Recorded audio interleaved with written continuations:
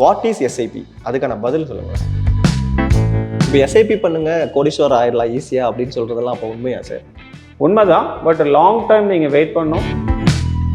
ஒருவேளை SIP pass பண்ண விட்டுட்டோம்னா அது வந்து எஸ்ஐபி அமௌண்ட் பேங்க்ல இல்லைன்னா இந்த ஈக்விட்டி ஃபண்ட்ல ரிஸ்க் ஜாஸ்தியா? டெஃபினட்டாக எல்லாமே mutual fund investment subject to market risk தான். இந்த தங்கமும் கோல்டும் அண்ட் சில்வரும் என்ன ரேட் ஆஃப் இன்க்ரீஸில் போதோ அதே இன்க்ரீஸ் தான் ETF ஃபண்ட்லேயும் இருக்குது. சில பேர் என்ன பண்ணுறாங்க, திடீர்னு மார்க்கெட் குறைஞ்சா போட்ட 1 year 2 yearல நாங்களே சொல்கிறோம் subject to market risk. Sakthi money talk நேயர்களுக்கு வணக்கம் சார். வணக்கம் சார். வணக்கம் சார். இந்த காலகட்டத்தில் வந்து இளைஞர்கள் மத்தியில் எஸ்ஐபி அப்படிங்கிற வார்த்தை வந்து ரொம்ப பிரபலமாக இருக்குது சார். எஸ்ஐபினா என்ன அப்படிங்கிறதுல ஆரம்பித்து நிறைய பேர் வந்து அதை சர்ச் பண்ண ஆரம்பிக்கிறாங்க. What is SIP? அதுக்கான பதில் சொல்லுங்களேன். எஸ்ஐபிங்கிறதுனா மியூச்சுவல் ஃபண்டில் ஒரு கான்செப்ட் எஸ்ஐபிங்கிறது. அதாவது மந்த்லி சேவிங்ஸ், இப்போ போஸ்ட் ஆஃபீஸ்லையோ பேங்க்லேயோ ஆர்டி போல ஒன்று பண்ணுறோம். தொடர்ந்து ஒரே அமௌண்ட்டை முதலீடு பண்ணுறது ஆர்டின்னு பேர். அதே மெத்தடை மியூச்சுவல் ஃபண்டில் எஸ்ஐபின்னு சொல்கிறாங்க. இந்த எஸ்ஐபி மியூச்சுவல் ஃபண்டில் மந்த்லி பண்ணுற அமௌண்ட்டு மட்டும் இல்லை, மியூச்சுவல் ஃபண்டில் எக்ஸ்ட்ரா அட்வான்டேஜ் இருக்குது. நீங்கள் வீக்லி எஸ்ஐபியும் பண்ணலாம், டெய்லி எஸ்ஐபியும் பண்ணலாம், குவார்டர்லியும் பண்ணலாம், இயர்லி எஸ்ஐபியும் பண்ணலாம், ஆஃப் இயர்லி எஸ்ஐபியும் பண்ணலாம். ஸோ இது போல் ஒரே அமௌண்ட்டை தாராளமாக கண்டினியூஸாக பண்ணுறது பேர் தான் எஸ்ஐபி. இது மட்டும் இல்லாமல் இன்னொரு கன்வீனியன்ட், நீங்கள் ஒரு வருஷம் இன்றைக்கி முடியுது, உங்களால் 5,000 தான் ஸ்டார்ட் பண்ண முடியுது, அடுத்த வருஷம் இன்னொரு 1000 ரூபா எக்ஸ்ட்ரா பண்ணிக்கலாம், பர்சன்டேஜில் பண்ணிக்கலாம், இல்லை 1000 ரூபா அமௌண்ட்டும் பண்ணிக்கலாம். அதே போல் இது வந்து டாப்அப் எஸ்ஐபி அப்படின்னு சொல்லுவாங்க. ஸோ இதே போலையும் நீங்கள் எஸ்ஐபியை டாப்அப் பண்ணுறதுக்கு பிகினிங்லேயே இன்ஸ்ட்ரக்ஷன் கொடுத்து பண்ணுறதுக்கு அந்த உள்ள ஃபெசிலிட்டியும் எஸ்ஐபியில் இருக்குது. இப்போ எஸ்ஐபி பண்ணுங்க கோடீஸ்வரர் ஆயிடலாம் ஈஸியா அப்படின்னு சொல்றதெல்லாம் அப்போ உண்மையா சார்? உண்மைதான், பட் லாங் டைம் நீங்கள் வெயிட் பண்ணணும். நல்ல ஒரு மியூச்சுவல் ஃபண்டு கம்பெனிஸில் போடணும்.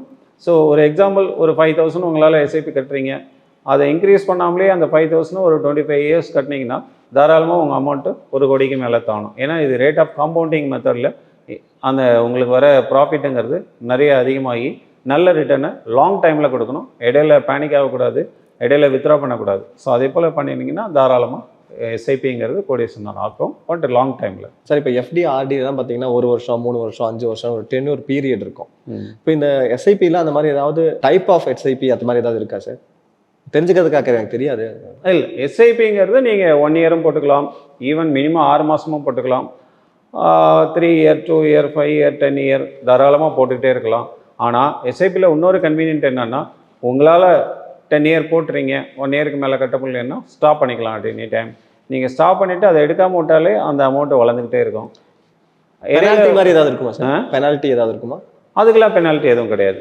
அதே போல் இன்னொரு ஃபெசிலிட்டி கொண்டு வந்திருக்காங்க, எஸ்ஐபி பாஸ்னு. சப்போஸ் நீங்கள் 10 வருஷம் போட்டிருக்கீங்க, இடையில ஏதோ ஒரு எமர்ஜென்சி சுச்சுவேஷன் ஃபேமிலியில், அதனால் தொடர்ந்து ஒரு 2-3 மாதம் இல்லை 6 மாதம் உங்களால் கட்ட முடியாது அப்படின்னு ஒரு சுச்சுவேஷன் வந்ததுன்னா, அந்த எஸ்ஐபி பாஸுங்கிற முறையை யூஸ் பண்ணி நீங்கள் 3 monthsலேருந்து 6 months வரைக்கும் அந்த எஸ்ஐபியை பிடிக்காமல் இருக்கிறதுக்கு வழி உள்ள எஸ்ஐபி பாஸை யூஸ் பண்ணி நீங்கள் அவாய்ட் பண்ணிக்கலாம். ஒருவேளை எஸ்ஐபி பாஸ் பண்ண விட்டுட்டோம்னா அது வந்து எஸ்ஐபி அமௌண்ட்டு பேங்க்கில் இல்லைன்னா பேங்க் என்ன பண்ணுவாங்கன்னா, மியூச்சுவல் ஃபண்டு கம்பெனியை பொறுத்த வரைக்கும் ஒன்றும் பிரச்சனை இல்லை. பேங்க் என்ன பண்ணுவாங்கன்னா, செக் பவுன்சிங் சார்ஜ் போல் அதுக்கு ஒரு பெனால்ட்டி போடுவாங்க. இந்த penalty amount bank to bank vary ஆகும். இது மேபி 200லேருந்து 500 600 வரைக்கும் எவ்ரி பேங்க் இட்ஸ் வேரி ஆகும். அதை அவாய்ட் பண்ணுறதுக்கு பாஸ் பண்ணுறது நல்லது. சரி, இப்போ எஸ்ஐபி ஆரம்பிக்கிறதுக்கு இந்த வயது அப்படின்னு ஏதாவது ஒரு வயது இருக்கா, இல்லை எப்போ வேணால் ஆரம்பிக்கலாமா? எப்போ வேணாலும் ஆரம்பிக்கலாம், ஆனால் அது 2ஆக பிரிச்சுக்கணும். 18 years ஆயிடுச்சுன்னா pan card, Aadhaar card, bank அக்கௌண்ட்டை வச்சு இண்டிவிஜுவல் தாராளமாக ஆரம்பிச்சுக்கலாம். இன்கேஸ் சில பேரண்ட்ஸ் சில்ட்ரன் மேலே பிறந்த குழந்தைகளையும் எஸ்ஐபி ஆரம்பிக்கணும்னு ஆசைப்பட்டாங்களும் தாராளமாக பண்ணிக்கலாம். அதுக்கு சில்ட்ரன் ஸ்கீம்ஸ்னு நிறைய இருக்குது, அதை யூஸ் பண்ணிக்கலாம். அப்போ அந்த சில்ட்ரனுக்காக பேரண்ட்ஸு அவங்க அக்கௌண்ட்லேருந்து அந்த எஸ்ஐபியை ஆட்டோ டெபிட்டோ இல்லை ரெகுலராக இது செக் பேயிங் மெத்தட்லேயே கொடுக்கலாம். பட் ஆனால் இதில் 18 years வரைக்கும் பேரண்ட்ஸு அந்த அமௌண்ட்டை யூஸ் பண்ண முடியாது. பட் ஆனால் இன்னொரு வேலையும் பண்ணணும், பேரண்ட்ஸும் அவங்க சில்ட்ரனோட சேர்ந்து ஜாயிண்ட் அக்கௌண்ட்டாக ஓப்பன் பண்ணி இன்கேஸ் எனிதிங் ஒரு 5 years மட்டும் சில்ட்ரன் ஃபண்டில் வித்ட்ரா பண்ணுற சில ஃபண்டுக்கு ரெஸ்ட்ரிக்ஷன் இருக்குது. ஸோ அதை யூஸ் பண்ணாமல் 5 yearsக்கு மேலே சில்ட்ரன் எஜுகேஷன் எக்ஸ்பென்ஸுக்காகவோ இல்லையோ ஓரளவு வித்ட்ரா பண்ணிக்கவும் பர்மிஷன் இருக்குது. இந்த எஸ்ஐபியில் இவ்வளோ தொகை தான் பண்ணணும் அப்படின்னு பர்டிகுலராக ஏதாவது தொகை சொல்லப்படுதா, இல்லை 100 ரூபாயிலிருந்து ஆரம்பிக்கலாம் அப்படின்னு ஏதாவது பண்ண முடியுமா? தாராளமாக இவ்வளோ மினிமம் தொகைன்னு எதுவும் வரமுறை இல்லை. பட் ஆனால் இது ஃபண்ட் ஹவுஸ் வேரி ஆகும். நிறைய பேர் 100 ரூபாயில் ஆரம்பிக்கணும்னு ஆசைப்பட்டாலும் தாராளமாக 100 ரூபாயிலேருந்து எஸ்ஐபி ஆரம்பிக்கலாம். சில ஃபண்ட் ஹவுஸில் 500லேருந்து தான் மினிமம் வச்சுருக்காங்க. சில ஃபண்ட் ஹவுஸில் நீங்கள் மினிமம் 1000 ரூபா இருந்தால் தான் ஸ்டார்ட் பண்ண முடியும். ஸோ அது fund house to fund house vary ஆகுது.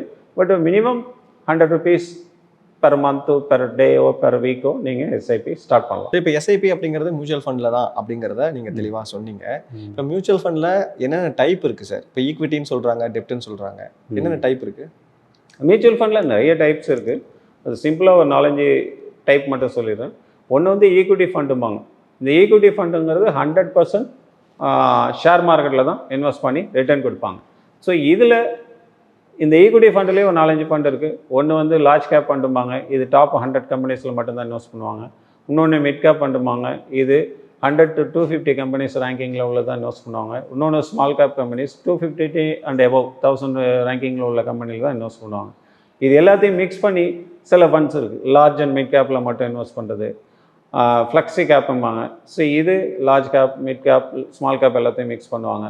மல்டி கேப்பும்பாங்க. இதுலேயும் ஆல்மோஸ்ட் லார்ஜ் மிட், ஆனால் இதில் ஒரு 10% அந்தந்த கேப்பில் ஃபிக்ஸ் பண்ணணும். இந்த ஈக்விட்டி ஃபண்டில் ரிஸ்க் ஜாஸ்தியா? டெஃபினட்டாக எல்லாமே mutual fund investment subject to market risk தான். ஈக்விட்டி ஃபண்டில் ரிஸ்க் ஜாஸ்தி தான். ஆனால் ஃபஸ்ட்டு ஒரு 5 இயருக்கு தேவையான இல்லாத ஃபண்டு தான் அதில் கொண்டு போகணும். ஏன்னா இதில் நல்ல ரிட்டர்ன் பார்க்கணுன்னா அட்லீஸ்ட் மினிமம் 5 இயர் வெயிட் பண்ணால் நல்ல ரிட்டர்ன் கிடைக்கும். யாரெல்லாம் இந்த ஈக்விட்டி ஃபண்டை சூஸ் பண்ணலாம்? யங்ஸ்டர்ஸ் எல்லாமே லாங் டேர்ம் கோலுக்கு தேவைப்படாது, எனக்கு 5 வருஷம் இந்த பணம் தேவையில்லை அப்படிங்கிறவங்க தாராளமாக ஈக்விட்டி ஃபண்டு போகலாம். இதுலேயும் ரொம்ப ரிஸ்க் எடுக்கிறவங்க பண்ணுறவங்க இந்த மிட் கேப், ஸ்மால் கேப்லாம் ஹை ரிஸ்க் ஃபண்ட்ஸ். ஸோ இது வந்து ரொம்ப நாள் வெயிட் பண்ணும். 5 இயர்ஸ் இல்லாமல் 7 இயர் 10 இயர் வரைக்கும் வெயிட் பண்ணுறவங்க. ஏன்னா ஹை ரிஸ்க் எடுத்தால் ஹை ப்ராஃபிட் இருக்குது, ஹை லாஸும் இருக்குது. ஸோ அதனால் அந்த லாஸ்லாம் ஷார்ட் டைமில் தாராளமாக வரும்.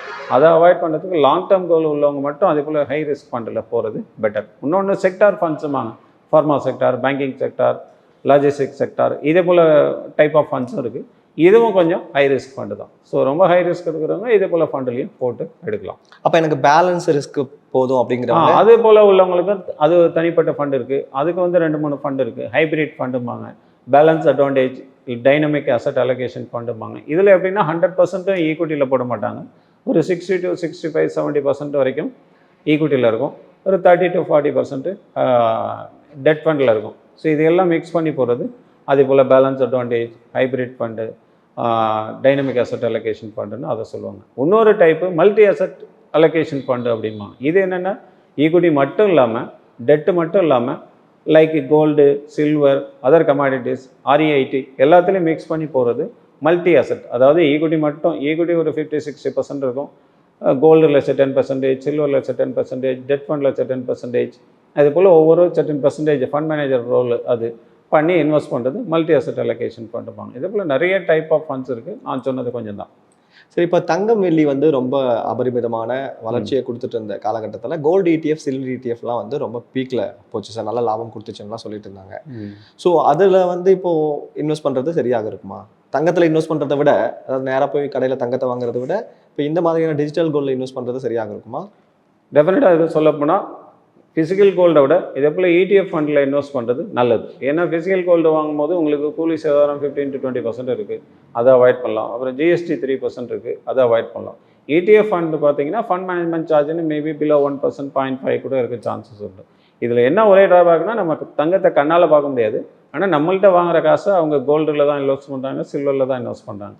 ஸோ அதனால் இந்த தங்கமும் கோல்டும் அண்ட் சில்வரும் என்ன ரேட் ஆஃப் இன்க்ரீஸில் போதோ அதே இன்க்ரீஸ் தான் ETF ஃபண்ட்லேயும் இருக்கும். ஸோ நமக்கு பணமாக வேணும், தங்கத்தை கண்ணால் பார்க்க வேண்டாம், இல்லை தங்கம் ஃபிசிக்கலாக வேண்டாம் நினைக்கிறவங்க, க்ரோத் இருந்தால் போகிறவங்களும் தாராளமாக ETF ஃபண்டில் இன்வெஸ்ட் பண்ணி அதே ப்ராஃபிட்டை இவங்களும் அவைல் பண்ணிக்கலாம். Super sir. சார், இப்போ நீங்கள் கோல் பேஸ்ட் இன்வெஸ்ட்மெண்ட் அப்படிங்கிறதெல்லாம் நீங்கள் பேசியிருக்கீங்க உங்கள் சேனல் ரீல்ஸில் நான் பார்த்துருக்கேன். இப்போ இந்த மியூச்சுவல் ஃபண்டில் வந்து கோல் பேஸ்ட் இன்வெஸ்ட்மெண்ட் தான் பண்ணணுமா? அப்படின்னு அவசியம் இல்லை. கோல் பேஸ் பண்ணி அந்த கோல் பேஸ் இன்வெஸ்ட்மெண்ட்டை ஸ்ட்ரிக்டாக ஃபாலோ பண்ணும். நிறைய பேர் மியூச்சுவல் ஃபண்டு போடுறாங்க, திடீர்னு ஏதோ ஒரு எமர்ஜென்சி எக்ஸ்பென்ஸ் வந்தால் வேறு எங்கே ஆப்ஷன் இருக்கோ தேடுறதில்ல, முதல்ல மியூச்சுவல் ஃபண்ட்லேருந்து தான் வித்ரா பண்ணுறதுக்கு ஸ்டார்ட் பண்ணுறாங்க. ஸோ இது அந்த கோல் பேஸ்டு சில்ட்ரன் எஜுகேஷனோ, மேரேஜ் எக்ஸ்பென்ஸோ, பென்ஷனுக்கோ ஆப்ஷனோ பண்ணி இதே போல் அப்பப்போ இந்த மியூச்சுவல் ஃபண்ட்லேருந்து எடுத்துகிட்டு இருந்தால் டெஃபினட்டாக அந்த கோல் பேஸ்லாம் அச்சீவ் பண்ண முடியாது. அதனால் கோல் பேஸ் போட்டு பண்ணுறது பெட்டர், அதை கண்டினியூ பண்ணுறது பெட்டர், அதை ஸ்ட்ரிக்டாக ஃபாலோவும் பண்ணணும். ஸோ ஷார்ட் டேர்ம் இன்வெஸ்ட்மெண்ட்டுக்கு வேணால் டெட் ஃபண்டில் ஏதாவது ஒரு அமௌண்ட்டை போட்டுட்டு, இல்லை அல்ட்ரா ஷார்ட் டேர்ம் ஃபண்ட் அதே போல் ஃபண்ட்ஸ் இருக்குது, அதிலெல்லாம் ஷேர் மார்க்கெட் ரிஸ்க் கிடையாது. அதே போல் எடுத்துக்கிறது நல்லது. இன்னும் சில பேர் என்ன பண்ணுறாங்க, திடீர்னு மார்க்கெட் குறைஞ்சா போட்ட 1 இயர் 2 இயரில் நாங்களே சொல்கிறோம் சப்ஜெக்ட் டு மார்க்கெட் ரிஸ்க் குறைய சான்சஸ் உண்டு அப்படின்னு. ஆனாலும் திடீர்னு மார்க்கெட் குறையும் போது பணம் நெகட்டிவில் போகும்போது எமோஷன் ஆகி வித்ராவும் பண்ணிடுறாங்க. ஸோ இதுவும் தப்பான அணுகுமுறை தான். Super sir. நிறைய கேள்விகள் இருக்குது சார். அடுத்தடுத்த வீடியோக்களில் பார்க்கலாம். இது ஒரு ரேபிட் ஃபயர் ரவுண்ட் மாதிரி தான் இருந்துச்சு.